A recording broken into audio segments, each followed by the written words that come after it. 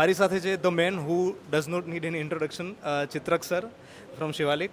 Thank you so much sir first of all નારની આજે અમે ઓફિસ ઇનોગ્રેટ કરીને વેબસાઇટ લોન્ચ કરીને આવવા બદલ. રિયલ્ટર્સ અને બિલ્ડર્સની ઓફિસ હોય પણ એસોસિએશનની ઓફિસ હોવી એ રિયલ એસ્ટેટ ઇકોસિસ્ટમ માટે કેટલું મહત્ત્વનું છે અને શું બેનિફિટ થઈ શકે તમારા હિસાબે? ફર્સ્ટ ઓફ ઓલ કોંગ્રેચ્યુલેશન બધાને.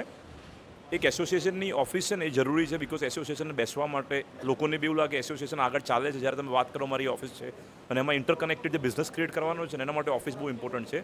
અદરવાઇઝ ઓફિસ વગર વેગ બધું થાય છે, એટલે ઓફિસ બહુ જ ઇમ્પોર્ટન્ટ પાસું છે ને હોવી જ જોઈએ. ડેવલપર અને ચેનલ પાર્ટનર વચ્ચેનો બ્રિજ બને એટલો ઓછો કરે અને સારી પ્રેક્ટિસીસ, એથિકલ પ્રેક્ટિસીસ માર્કેટમાં એસ્ટાબ્લિશ કરી શકે, એના માટે તમારા કોઈ સજેશન્સ હોય તો?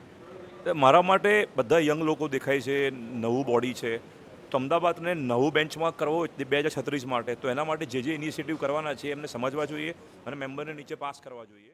ખાલી ડિસ્કાઉન્ટથી માલ વેચાશે પણ ઇન્વેસ્ટરને બહાર કાઢવો ને તો એક્ઝિટ બી ઇમ્પોર્ટન્ટ છે. એટલે એક્ઝિટ પર ફોકસ કરજો, એન્ટ્રી પર નહીં. પછી નહીં નીકળે તો છેલ્લે એવું થશે કે હું અહીંયા અટવાઈ ગયો ઇન્વેસ્ટર્સ, એટલે એ કામ છે. અને બીજું સિટી તરફથી કામ કરો, સિટીને શું નીડ છે અને ઇન્વેસ્ટરના એક્ઝિટ પર આ ફોકસ કરો. એસ્પિરેશન વેલ્યુ છે રિયલ એસ્ટેટ, કમોડિટી નથી. એટલે પ્રાઇસ પર વેચ કરશો તો કમોડિટી ક્યારે બિલ્ડ થશે? કમોડિટી પર ફોકસ કરવાની જગ્યાએ એસ્પિરેશન પર ફોકસ કરો. Thank you. Great words, wise words sir. અને લાસ્ટ ક્વેશ્ચન, નાર તમારા માઇન્ડમાં આવે તો સૌથી પહેલે તમારા માઇન્ડમાં એક શબ્દ કોઈ આવતો હોય તો એ કયો શબ્દ હોઈ શકે નાર માટે? એટલે મને એટલે નોર્થ અમદાવાદની જગ્યાએ નેશનલ એસોસિએશન જ દેખાય છે. એટલે એવું તો જવું જ જોઈએ. નો ડાઉટ બીજું છે એસોસિએશન, પણ પહેલાં તો મગજમાં એ જ આવે.